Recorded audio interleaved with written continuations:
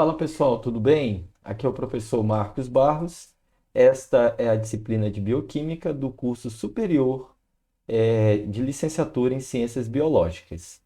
Na aula de hoje nós estaremos estudando sobre lipídios, obtenção, biossíntese e degradação. Pegue lá a sua apostila e venha conosco aprender sobre esse conteúdo também. Bem, como nós estudamos nas aulas anteriores, os lipídios eles são uma classe de compostos bastante variados que são caracterizados por serem insolúveis em água, sendo apenas solúveis em solventes não polares como éter, álcool e cloroformo. Nós vimos que existem lipídios na forma de gordura, que são as formas sólidas, e na forma de óleos. Observamos também que os lipídios eles podem produzir até 2,25 vezes mais energia do que os carboidratos. Isso é importante para a aula de hoje, que irá falar sobre o metabolismo de lipídios. Vimos também que a estrutura básica dos lipídios é o ácido graxo, né? Que é formado por um grupo carboxila, que é a cabeça do ácido graxo, uma cauda longa hidrocarbonato e no final da cauda um grupamento metilo. Então aqui temos exemplos de ácidos graxos de cadeia longa: ácido esteárico, oleico, linoleico e alfa-linoleico. A forma de armazenamento dos lipídios é chamada de triglicerídeo, né? Essa é a forma de armazenamento dos ácidos graxos. E é formado por três ácidos graxos ligados a um glicerol. Então, é desta forma que o tecido adiposo, que é formado por células adipócitas, armazenam os ácidos graxos, né? Esse tecido ele fica logo abaixo da pele, principalmente aqui na parte da frente do músculo abdominal, numa região chamada peritônio. Então, a função dos triglicerídeos é o armazenamento de energia e também o isolamento térmico. Como que se dá a absorção dos lipídios?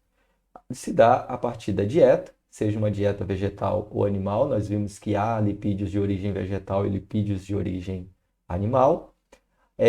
Ao chegar na primeira parte do intestino, chamado duodeno, a vesícula biliar, ela injeta sais biliares nessa região, faz com que os lipídios eles sejam emulsificados. A vesícula biliar ela é um anexo ao fígado e ela produz sais biliares, né? Ela armazena os sais biliares que são injetados aqui no trato intestinal para que ocorra então essa emulsificação de gordura. Para poder exemplificar o que é emulsificação de gordura, é só você pensar no detergente da sua casa, né? Então você tem lá uma gordura extremamente sólida, quando você coloca o detergente, essa gordura começa a se dissolver, né, formando micelas. Então é desta forma aqui que as vesículas biliares trabalham para que a gordura ela possa se dissolver e assim possa ocorrer a degradação dos triglicerídeos pelas lipases intestinais. Uma vez que as lipases intestinais degradam os triglicerídeos, libera assim então os ácidos graxos. E esses ácidos eles são absorvidos, né, capturados pelas células epiteliais do trato gastrointestinal. E aí essa mucosa intestinal ela vai converter esses ácidos graxos em triglicerídeos, ligá-lo à poliproteína C2, formando assim uma proteína grande chamada quilomicro. E aí, desta forma, os quilomicros carregam, né, os ácidos graxos pela corrente sanguínea. Ao chegar lá no tecido adiposo, no tecido gorduroso, ou melhor, antes ainda de chegar, né, lá dentro da corrente sanguínea, ocorre então a quebra desses triglicerídeos em ácidos graxos, e esses ácidos graxos são capturados pelo tecido adiposo e eles podem ser utilizados para a produção de energia, como está aqui, ou armazenados na forma de triglicerídeo. Então, eles podem ser novamente convertidos em triglicerídeos. Então, o triglicerídeo é uma forma de armazenamento dos ácidos graxos, como se fosse uma forma de empacotamento dessas moléculas, certo? Bom, aqui a primeira pergunta, como ocorre a absorção dos lipídios da alimentação? E agora, lá nos ácidos graxos, como que ocorre a degradação? Então, nós temos lá armazenado na forma de triacilglicerol. Primeira coisa que vai acontecer é a ação das lipases, né? Que são enzimas que quebram lipídio, liberando então ácidos graxos, 3 moléculas, e uma molécula de glicerol, certo? Os ácidos graxos e glicerol, então, são liberados na corrente sanguínea e são absorvidos por outras células, principalmente os hepatócitos, que são as células do fígado. Então, veja que o tecido adiposo ele tem uma função exclusiva de armazenar. Quando ocorre a quebra dos triglicerídeos liberando ácido graxo e glicerol nesse tecido, ele libera para a corrente sanguínea para servir os outros tecidos, principalmente o fígado. Bom, então qual é o destino do glicerol? Ele vai ser convertido em gliceraldeído 3-fosfato, que é processado pela glicólise, né? Como nós vimos, o gliceraldeído 3-fosfato é um produto da quebra da glicose. Libera-se, então, duas moléculas de gliceraldeído 3-fosfato, que segue, então, o fluxo até chegar na molécula de piruvato. Esse gliceraldeído 3-fosfato também pode ser utilizado na via de gliconeogênese, que é a formação de glicose a partir de vias não glicolíticas. Então, veja, né? Um glicerol que estava ligado lá no ácido graxo, ele pode, pela gliconeogênese, não é? Que é o ciclo reverso da glicólise, praticamente, formar novas moléculas de glicose. E o que acontece com os ácidos graxos? Eles vão ser oxidados a acetilcoenzima A, que poderá seguir para o ciclo de Krebs ou ser convertido em corpo cetônico. Então, oxidação de ácidos graxos significa quebra desses ácidos graxos até acetil-CoA, que vai seguir para o ciclo de Krebs ou pode ser transformada em corpos cetônicos, como veremos. Ainda falando sobre o glicerol, como que ocorre para que o glicerol ele se transforme em gliceraldeído 3-fosfato? Veja que os dois são uma triose, né? Um carboidrato de 3 carbonos. Então, a primeira enzima que vai agir aqui é a glicerol-quinase. Então, o nome já diz, ela vai adicionar um fosfato, né, na posição 3 do glicerol, à custa da perda, então, de uma molécula de ATP, certo? Então, olha, a ATP perdeu o seu fosfato orgânico que se ligou ao glicerol, formando o glicerol 3-fosfato. Depois, a glicerol 3-fosfato desidrogenase vai remover desta molécula moléculas de hidrogênio e vai passar para a NAD. Então, a NAD, olha só, vai ser reduzida. NAD recebeu os hidrogênios da molécula, se transforma em NADH. Isso é bom, porque NADH nós já vimos que é importante lá na fosforilação oxidativa. E agora a molécula já não é mais glicerol, é uma molécula de hidroxetona fosfato. E aí aquela mesma molécula lá da glicólise, que pega de hidroxetona fosfato da quebra da glicose, age aqui, olha só, a mesma enzima. Triose fosfato isomerase vai transformar de hidroxetona fosfato em gliceraldeído 3-fosfato. E o gliceraldeído 3-fosfato pode assim seguir pelo ciclo da glicólise até formar piruvato. Muito bem. E agora, o que acontece com aquela parte do ácido graxo, que é o mais importante, a molécula grande, não é? Essa molécula, para ela ser metabolizada, ela precisa primeiro estar na sua forma ativa, ela precisa ser ativada. Quem é que ativa essa molécula? O que é essa ativação? É a inclusão na molécula de uma coenzima A, certo? Da mesma forma lá que o piruvato, né, precisa se transformar em acetil-CoA, aqui o ácido graxo ele precisa se transformar numa molécula chamada acil-CoA. E quem faz isso é uma enzima chamada acil-CoA sintetase. Então, olha só. Aqui nós temos a adenosina 3-fosfato, o ATP, tá vendo? E aqui o ácido graxo. Aí você pode perguntar, poxa, mas ele está pequeno. É porque o R significa radical. Então, aqui tem uma cadeia de pelo menos aí 16 carbonos, certo? Então, é grande. Só para não desenhar, ficou dessa forma. Então, o que a acil-CoA sintetase faz? A custa de ATP, ela consegue adicionar uma molécula de coenzima A neste ácido graxo, formando assim a acil-CoA, o acil-CoA, certo? Que é esta molécula de ácido graxo que tem uma coenzima A.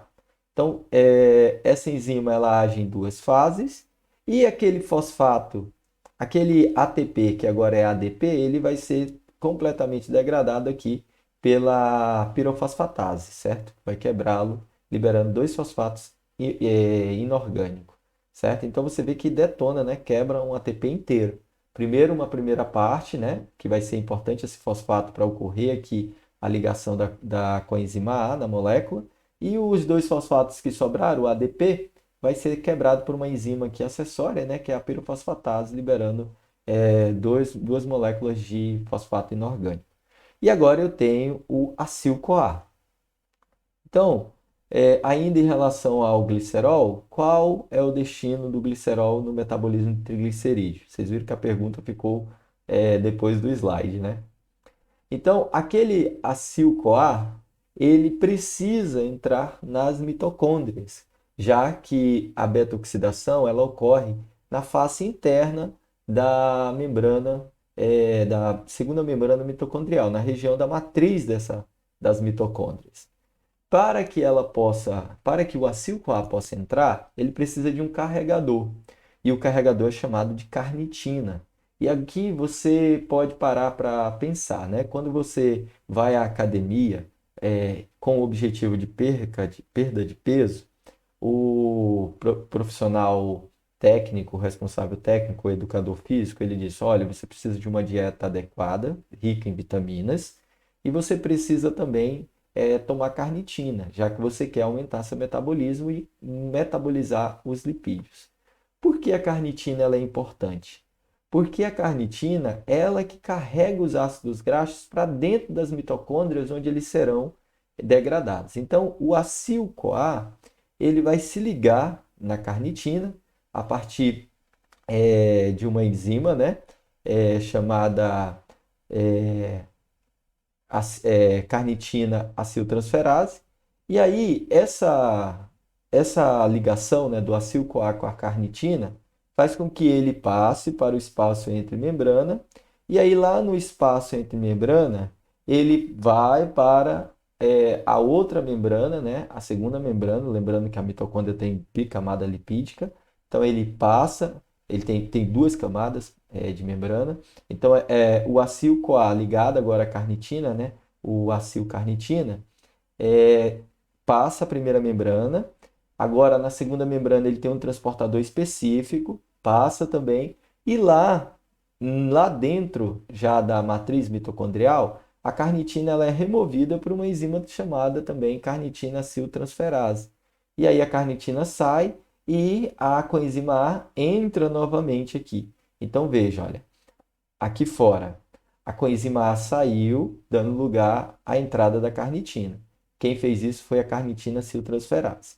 Então ela passa a primeira membrana, não é? Então o acil-carnitina passa a primeira membrana, passa pela segunda membrana por um transportador específico. Quando chega dentro da matriz mitocondrial, aí ocorre o inverso. A carnitina sai para que entre a coenzima A, certo? Então, o acil-CoA, ele é novamente reconstituído. E o que acontece com essa carnitina que sai?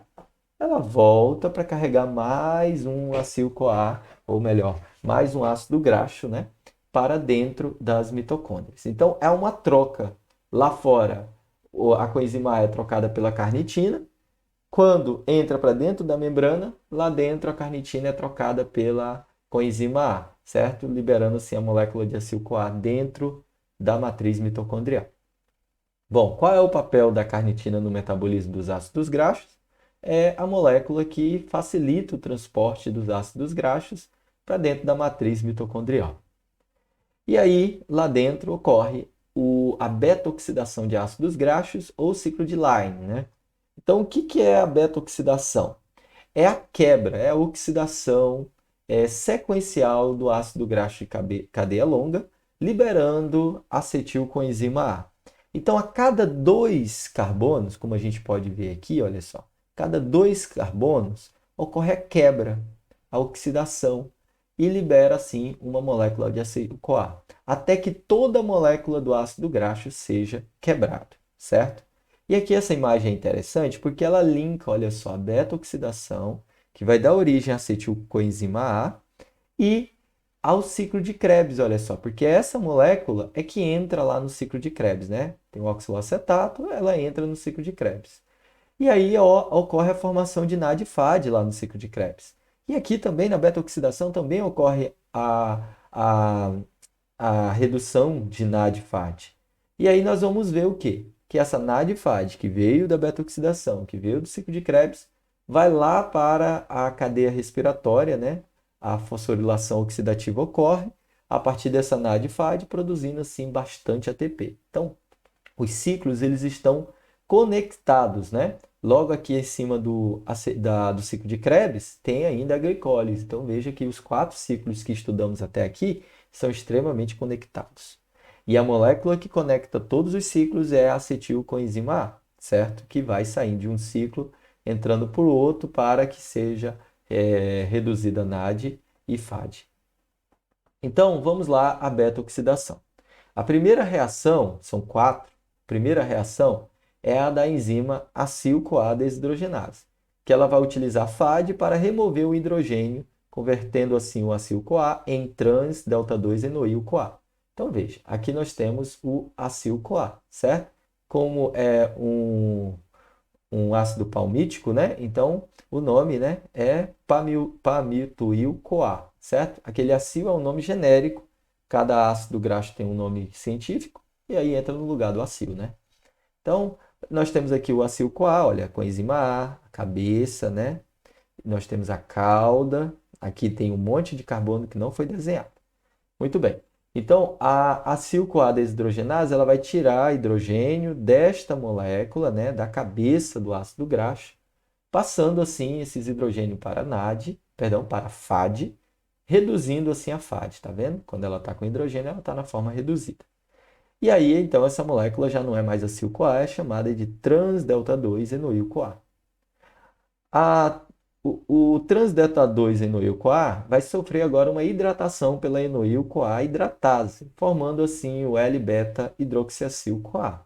Então, olha, trans-delta-2-enoil-CoA está aqui. Ele vai sofrer a ação dessa enzima, a enoil-CoA hidratase, que ela vai botar água, né, na molécula, vai hidratar, né? Olha, você pode ver onde ela colocou a água, bem aqui, né? Nós temos a hidroxila aqui, né? Temos hidrogênios aqui também. Então, ela liberou aí moléculas, ela adicionou moléculas de água aqui na molécula do trans-delta-2-enoil-CoA, que agora deixa de ser chamado assim e é chamado de L-beta-hidroxiacil-CoA, certo? Então, o que a enoil-CoA hidratase fez foi hidratar a molécula. Chegamos à terceira reação, o beta-hidroxiacil-CoA, a enzima, né, beta-hidroxiacil-CoA desidrogenase, ela vai utilizar o NAD para oxidar o L-beta-hidroxiacil-CoA, certo? Então, olha só, nós temos o L-beta-hidroxiacil-CoA bem aqui, e essa enzima beta-hidroxiacil-CoA desidrogenase, ela vai aqui, olha só, reduzir a NAD, então vai tirar hidrogênio da molécula, vai passar para essa NAD, certo? Formando assim o beta-cetoacil-CoA, que é esta molécula aqui, certo? E aí nós chegamos na quarta reação. A enzima acil-CoA aciltransferase, que também é chamada de tiolase, ela vai catalisar a quebra do beta-cetoacil-CoA pela coenzima A, né? Formando assim a acetil-CoA e uma molécula de acil-CoA com 2 carbonos a menos. Então, olha só, nós temos aqui o beta-acetil-CoA, e aí a custa de coenzima A, a acil-CoA acetiltransferase, a tiolase, vai quebrar a molécula bem aqui, olha só, entre o segundo e o terceiro carbono, certo? Liberando assim o acetil-CoA e aquela coenzima A se ligou no terceiro carbono. Então, nós temos aqui ó, uma molécula de acetil-CoA que foi liberada e o restante da molécula já está com a coenzima A ligada. Então, continua sendo um acil-CoA, só que com menos 2 carbonos. Então, vai sendo cortada a molécula da cabeça cauda a cada 2 carbonos. E é chamado de beta-oxidação porque esse aqui é o carbono alfa e esse é o carbono beta. Então, alfa e beta, beta-oxidação, o nome da quebra aqui dos ácidos graxos. Então, essa é a quarta reação. No final dela, você tem acetil-CoA, beleza, a molécula que vai para o ciclo de Krebs, e ainda um ácido graxo grande, já com a coenzima A ligada na sua cabeça aqui. Então, agora o próximo passo é quebrar bem aqui, certo? Porque ocorre sempre em ciclo, né? Então, nós temos o acil-CoA, ocorre as 4 reações até que ocorra a quebra, e aí quando ocorre a quebra do acil-CoA, né? É assim, né? Contrário, então começando daqui, ocorre as 4 ligações até que ocorra a quebra, libera acetil-CoA, o acetil-CoA volta para o ciclo, quebrando de novo até liberar mais acetil-CoA, certo? Até que a molécula seja totalmente oxidada, totalmente quebrada. Então, olha só, é um ciclo, começando da cabeça, né, aqui, melhor dizendo, da cabeça até a cauda. A cada 2 carbonos, libera-se um acetil-CoA com aquelas 4 reações enzimáticas, certo? Então, explique passo a passo a beta-oxidação dos ácidos graxos é a pergunta de número 4. Qual é o saldo da beta-oxidação? Então, o saldo positivo será uma acetilcoenzima A, um NAD e um FAD. E aí você vai multiplicar isso vezes o número par de carbonos do seu ácido graxo. Fique tranquilo que nós vamos mostrar como faz aqui. Então, imagina que você tem o ácido palmítico, que é o mesmo ácido que a gente estava mostrando lá no exemplo. Então, o ácido palmítico, vamos ver quantos carbonos ele tem. 1, 2, 3, 4, 5, 6, 7, 8, 9, 10, 11, 12, 13, 14, 15. São 16 carbonos. 16 dividido por 2, porque nós sabemos que a beta-oxidação corta a cada 2 carbonos. Então, 16 dividido por 2 dá 8. Então, eu sei que esse ácido ele vai dar 8 acetil-CoA. Só que uma coisa muito interessante. Quando a beta-oxidação chega aqui no final, né, nos 2 últimos carbonos, você não tem a produção de NAD e FAD, porque os 2 últimos carbonos com uma coenzima A ligada já é uma acetil-CoA. Então, quando você dividir, olha só, era 16 dividido por 8, você tem 8 acetil-CoA, porque desse ácido graxo de cadeia longa, você produziu 8 acetil-CoA. Mas você não produziu 7 NAD, por quê? Porque aqui no final a reação não ocorre as 4 reações.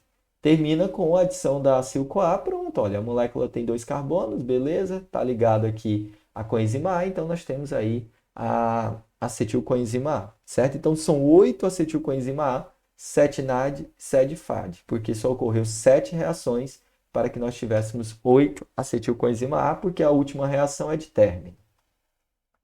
E aí, aqui, isso tudo foi na beta-oxidação. Eu disse que esse acetilcoenzima A, essa acetilcoenzima A, ela vai para o ciclo de Krebs, né?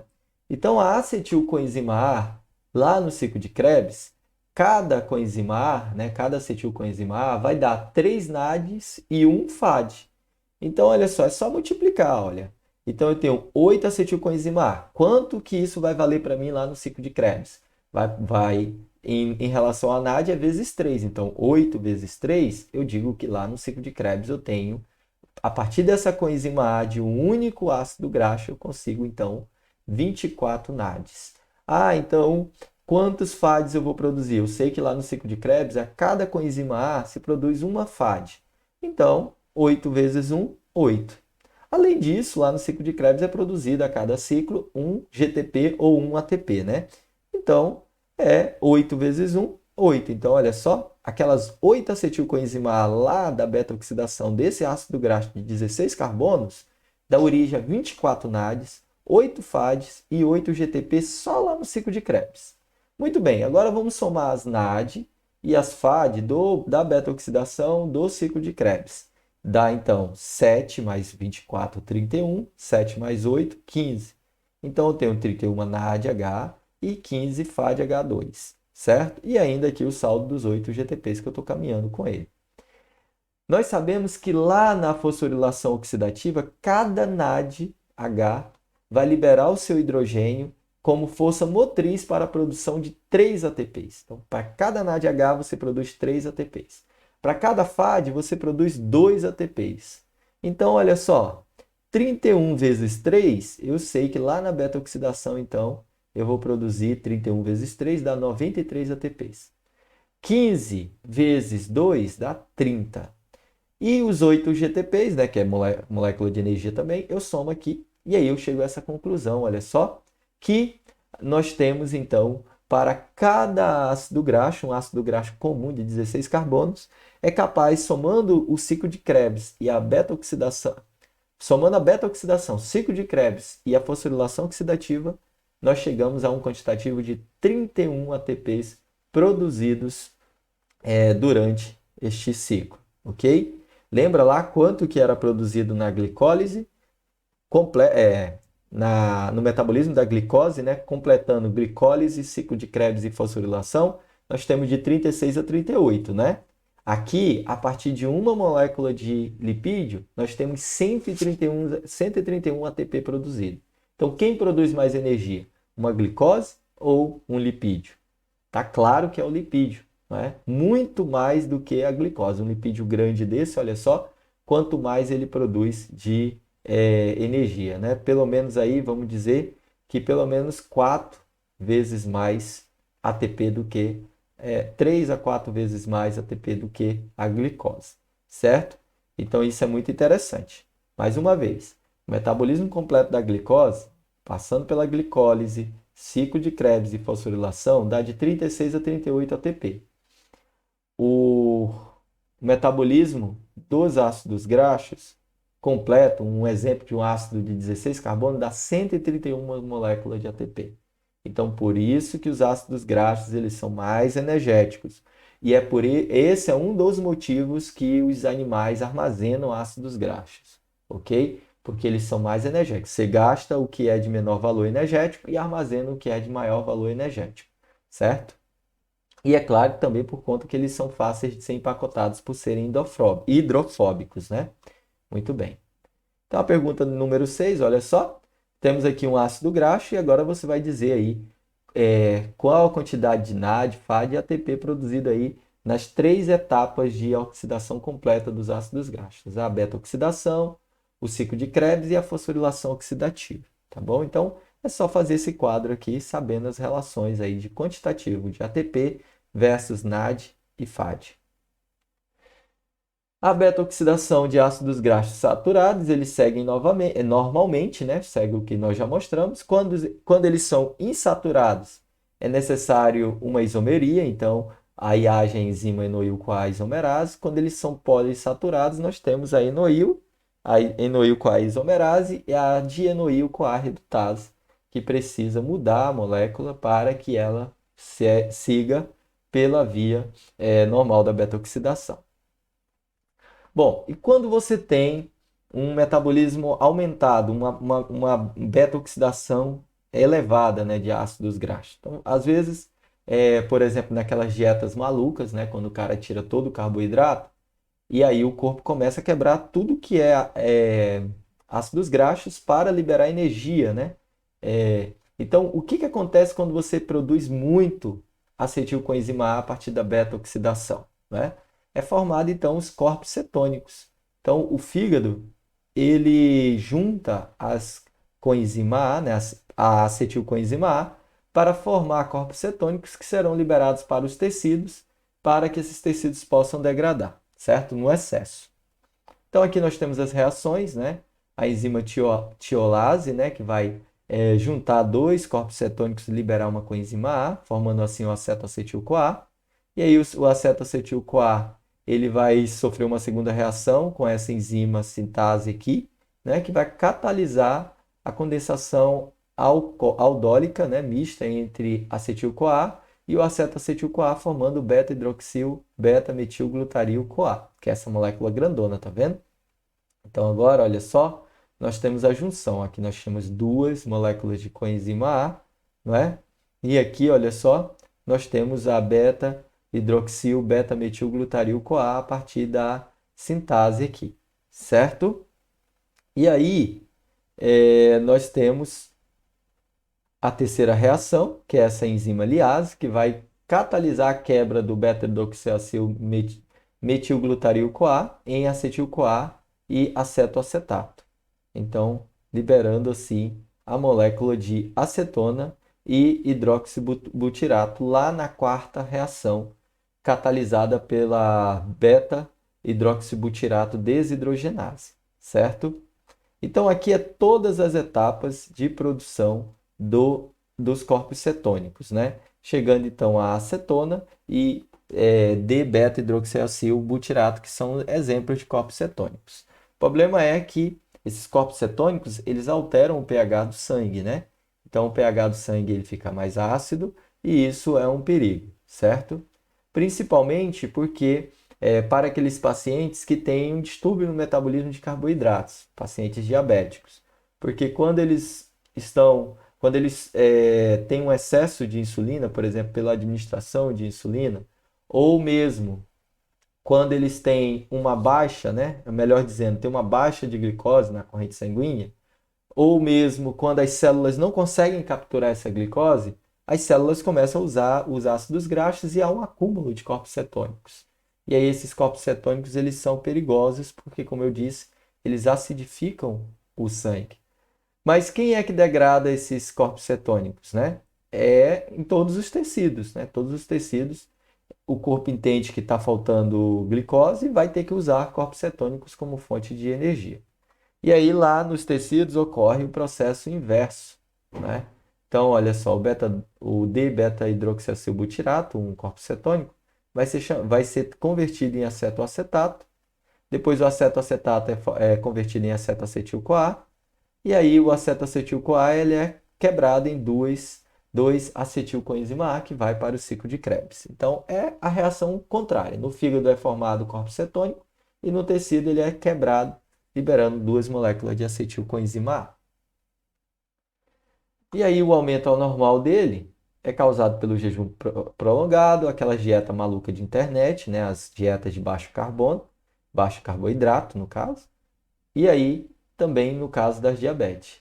E aí pode levar a cetoacidose, como eu disse, que é a diminuição do pH do sangue, que pode levar ao coma e, consequentemente, também à morte.